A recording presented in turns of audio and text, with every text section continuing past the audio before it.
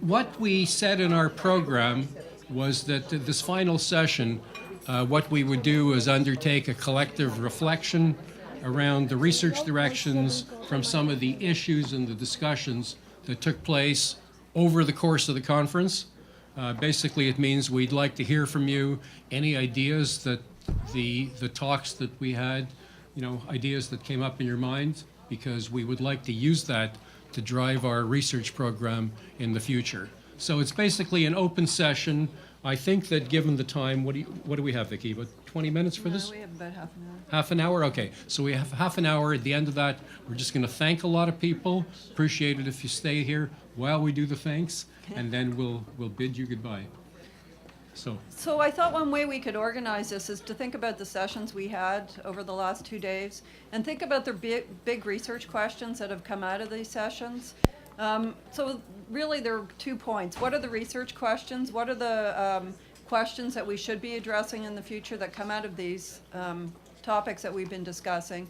How can we use our communication mechanisms better to help us?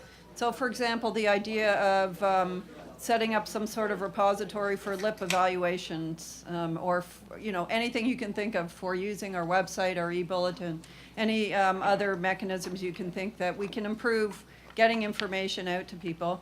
And so we do want to open this up, starting with research questions.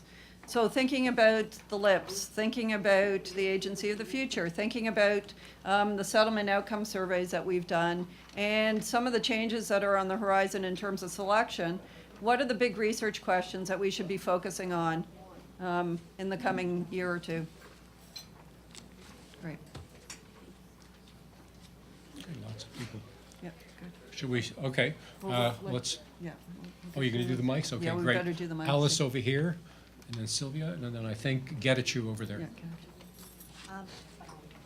Just a few questions here, and listening to all the panelists talking about different studies and different outcome survey and whatnot, it would be really great to sort of have a better understanding of how all of those outcome survey link to one another, and how they all feed into sort of the future of settlement services and looking at those programs.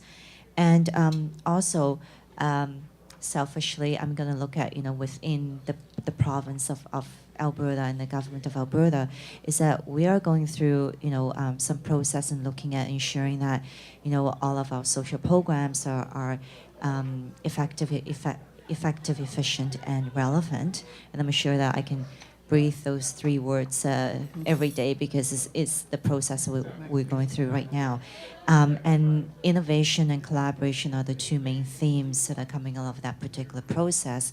So how are some of the research going to support how we look at programming that are more innovative and more collaborative, and sort of, again, I think they fit in well within the themes that have been going on at the conferences this past few days.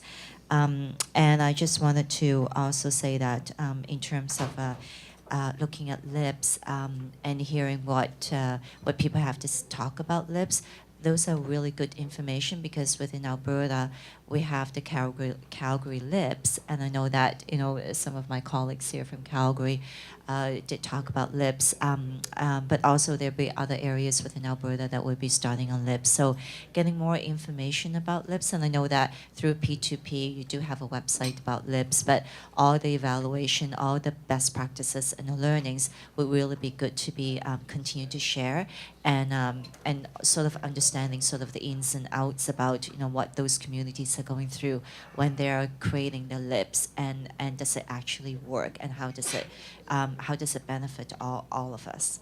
Great. Okay, thank you. Who's next? I just wanted, I'm so interested in the population that they are not successful. We are looking at the lovey-dovey populations that are successful. They love Canada. But why don't we just look at the other equation and see why those 50% of population are newcomers, are not even getting through the services, are not happy. They're coming here, and then after a few months, they pack up and they leave, or they leave their families, and the main principal will go back to Saudi Arabia or Dubai or Abu Dhabi or Egypt. So why don't researchers look at the negative part or the things that we are not getting answered? So this kind of interesting issues might be good I think for us. that's a great question. It's a challenging question to look at people who are no longer here and to be able to find them, but I think that's a really important question, or people who've moved from province to province. Once you start trying to follow people, it gets much more difficult, but it's a really good question. Thank you. My comment is mainly overall comment about the sector. I think what's happening is exciting. I'm actually very happy this conversation, especially the sector or agency of future is happening among the sector. I think we have to really take lead on that and help you to facilitate that discussion for us. I think one of the things I'm observing is the lack of the sector's perspective in some of the work we've been doing. You may see it there because you may talk to some agencies, but I don't think that when it's come to presentation, we hear the story of the sector. And I think that's one of the reasons I think we create some unnecessary anxiety. And I think I know that you want to definitely remove that from this. I give you one short example. I've been hearing for past 6 months about this outcome measurement. It's huge, it's fantastic, we are learning from it, we are trying to adopt it. A question I always raise is, in a scenario that I live in, all funders, including CIC, none of them, they have a service standard statement. They don't know what percentage of newcomers need to access the services. For lack of that, I don't even know why we're asking the question, how many of them are active. From the CIC point of view. From sector, yes, we would ask that question. But when CIC does not have a clear statement to say, the goal is that 35% of newcomers access settlement services funded by CIC, and I get surprised why we asking the same question all over again. Now, I give you a scenario in Calgary. We have, at the agency that I work for, we have 130 people waiting to access a link services. Thank God others are not coming, because then we would have a bigger list. Right. So I think this has to be really included that. And I think CIC, I know if CIC people are here today, but I definitely think they should come back, because then they can measure it. Now, if CIC come and say they want to have 50% of people access services and they're ready to pay for it, then I tell you, sector is ready to have all of them. I mean, we can sit at the airport, make sure as soon as the airplane comes in, we contact them, we follow them to their home. So I think 2 points, I don't want to miss that. One is that there should be a more visible presence of the sector when this comments being made on this, and also the whole notion of what are we measuring that access against. Thank you. Sorry, before you give away the microphone to Getachew behind you, who wants to talk, I have a question for you. How would you, because this is the second half of Vicky's question, which was suggestions for us for how we can do our job better. So no free ride. What do you think we should do in order to make, the sector's voice more visible in the research we do? What's your proposal? I think what you're doing, again, I know it's just the beginning of a process. I think you have asked people to sit on the board. You are trying to get in touch with the CISA, with the COCASI, with other bodies. I think that's a good thing. I'm sure in the very future that's going to come with a very tangible, result that we will know that, okay, these are, and I think we are getting better organized. Then we can react to those. We can write a one-pager to say this is what we think about it. Yeah. I think we have to try many things. I know resources is an issue. You have limited resources. I think there should be some more leadership from the sector to come in and assist you and researchers such as yours. That would be my suggestion. Do you think the sector would like to write kind of an opinion reaction to the research that we produce? I think that would be so helpful. Okay. Because then because at the end we have to do that. I mean, ASA, we are trying to, and I just talked to my colleague from CISA, we are trying to get this and try to make sense of it. Because we produce product. We are running a business. I mean, I don't want to take too much time, but look at the rate of the bankruptcy in all the other businesses and compare that to the sector. We don't get bankrupt. So obviously there's something happening that we exist. I mean, And I like this. I think if you look, because we are paying rent, we are paying Yeah. wages. Obviously, people are having a position in the community with the funders, with the donors, that they continue existing. So I think that is a fact that I think all the funders also to realize. We are not here to fund, to get money to do contract. We are here because our community decided at one point to solve a solution, to come with a solution to settlement and integration. And that's why we as an organization exist. I think that is missed through the whole discussion. And I hope I bring it back to that point. Thank you. Get it, you Get it, behind you you? behind Yeah. I always like Herbor's ideas. He's our dean, for the sector. So I really appreciate that. And I echo everything that he said. But I really would like to challenge the academic community because you really wield a very, you are powerful, and CIC is listening to you. I want you to become very helpful That's to news. the sector. I like that. I'm in it, because CIC is listening and they make policies based on what you write. So you have to make a choice. Do you want to be looked at as a watchdog or as an auditor, or do you want to be looked at as differently by the sector, where you inform us, you work with us, and we work together to impact our communities? And that looks like that requires of building a relationship. It's starting to, and I really like your idea, Mayor, about the different proposals you are making. This is a very good conversation, but I'm really looking at when I was at WCCIC, when I'm here, a lot of numbers are thrown. One thing as a sector, I'm going to say to you, if newcomer settlement is not the responsibility only of the settlement sector, it's a community responsibility. So if we fail integrating newcomer, we shouldn't be holding the bag for that. It's because it's the community. The provincial ministers, they come into the rooms and say, please make this research, does research, and then you come in and you say, newcomers are not accessing services. Whose fault is that? Who's giving us 5%? Some of them, they don't even give us advertising budget. And yet they want every newcomers coming through the doors to know that we are providing services. I really would like you to be careful, and I really would like the academic community to pay attention, because I never participated in Metropolis for the same reasons, but I think this is a good start. But I really want you to pay attention. You want to become an ally with us, you work with us. Otherwise, you'll be looked at as those auditors who come into our office to audit, and we just give them a room. We don't, yeah. Thank you very much.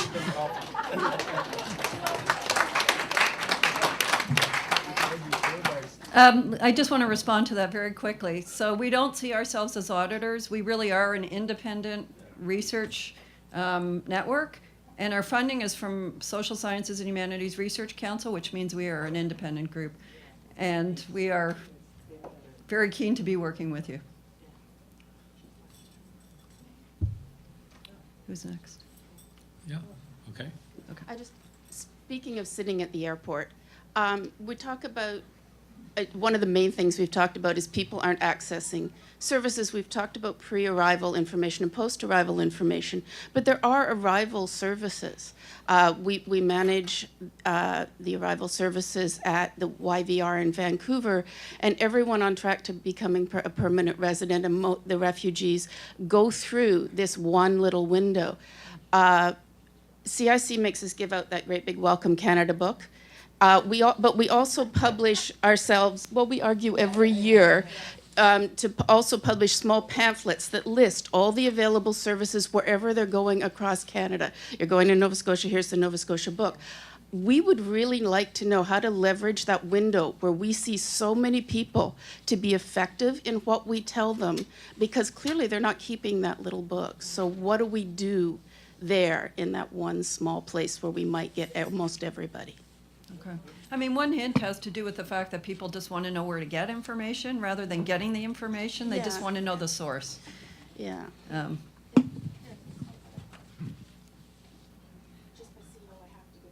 Sorry, we can just go over here first? Oh, sure, sorry. I just wanted to make the suggestion or bring up the fact that when we talk about immigration, roughly 1/3 to 1/2 of all immigrants are children. And there hasn't been a lot of discussion of children at this conference and of their issues, and particularly the role that the settlement sector can play in helping children adjust. Now, I know that there is research being done on or has been done on immigrant children, but this research tends to group all immigrants together, and we know that there are specific groups of immigrant children that have issues, such as, for example, refugee children or children from certain communities. And I just want to make the suggestion that an area of research might be to look at some of those specific groups, because the settlement sector and a lot of the research we've shown today is specifically geared to examining the issues of adult immigrants. Okay, thank you for that. I mean, part of the issue has to do with consent, right? So it's very hard to do surveys with youth and children, but you know, we have given some seed funding this year to do some work looking at youth perceptions of what a welcoming community is. A very small project that has the potential to expand, and I agree with you completely. One of the things talking about the outcome measurement, that's what people's been saying all this time is, you know, in terms of also yesterday, during the conference, National Settlement Conference, we're also talking about dollars to the values and etc. There are some of the stuff that we could not measure just with the dollars values. But at the same time, we all know that we are looked upon in terms of the efficiency and effectiveness. So one may ask about the unit cost for clients, and I'm sure somewhere, somehow, when you submit your CFP, when you have the dollar amount proposed, and you look at the number of clients that the unique clients that you're going to serve, it doesn't take a rocket scientist to figure out. You can do the division, and then you can get a value per unique client. But also at the same time, I also wanted to say is, you know, if we put a dollar figures to the client, don't forget about, you know, the client also, clients are not just typical clients. They're clients that increasing with complexity. So if we're only looking at the dollar figures and saying how effective and how efficient your organization is doing in terms of the determination of the award of the dollars or the contract size, I think we got to take a look at in some sort of research, looking at the complexity of the clients at the same time.